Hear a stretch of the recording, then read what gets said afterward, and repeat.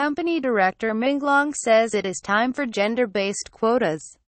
Why are Asian women's feet so small? So they can stand closer to the sink. A male employee joked with his Asian colleague, then got angry when she didn't like it. Why are you so uptight? He asked. You're misconstruing what I'm saying.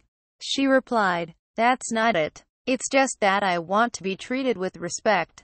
Explicit bias, racist and sexist comments and offensive jokes are rife in corporate Australia.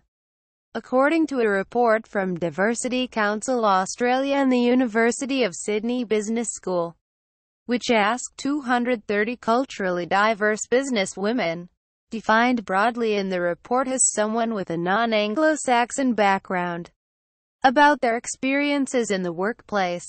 Ming Long has challenged company leaders to pay more attention to women from different backgrounds among their workforce. Women told to move overseas. The tale above was one of many similar stories featured in the report.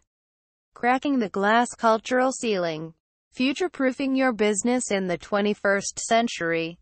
The report found only 12% of culturally diverse women surveyed strongly agreed they had the same opportunities in their workplace as anyone else with commensurate ability and experience. Some women said well-meaning mentors had recommended they move overseas where their difference would be viewed as an asset rather than a liability. They see you as 3 strikes and you're out: a woman with children, and a woman with an accent. A respondent said, male Anglo-Celtic leaders preferred and selected people who dressed, looked and sounded like themselves. It's like a voting system that doesn't work because, well, look who's voting. Another respondent said, Muslim women also reported discrimination and intolerance. Stereotypes about Muslim women result in them being written off as leadership material.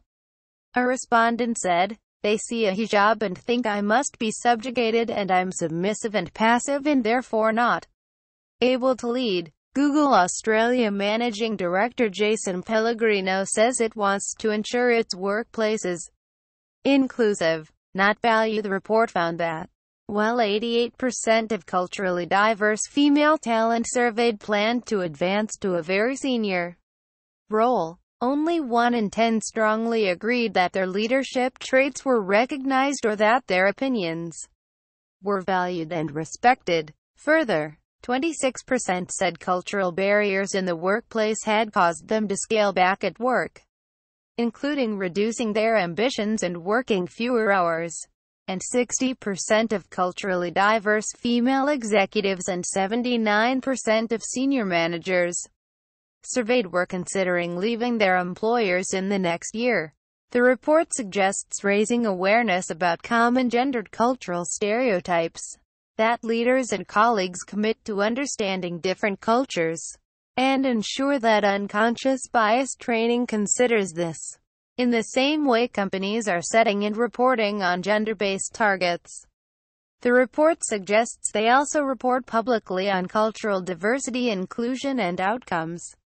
The number of culturally diverse women in ASX 100 and ASX 200 companies is minuscule. Only 2% of ASX directors are culturally diverse women. In 2015, there were fewer than 25 female ASX 200 senior executives, chief executives or chief financial officers, and 10 or less women in each of these positions in ASX 100. The numbers of culturally diverse women in these categories were even smaller.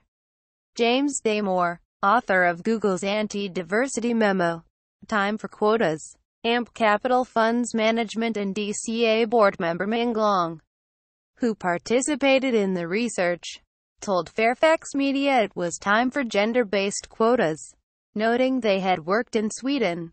The case for quotas is getting much stronger because we are not seeing the pace of change we need for women, and, when it comes to ethnic women, we're still in the dark ages.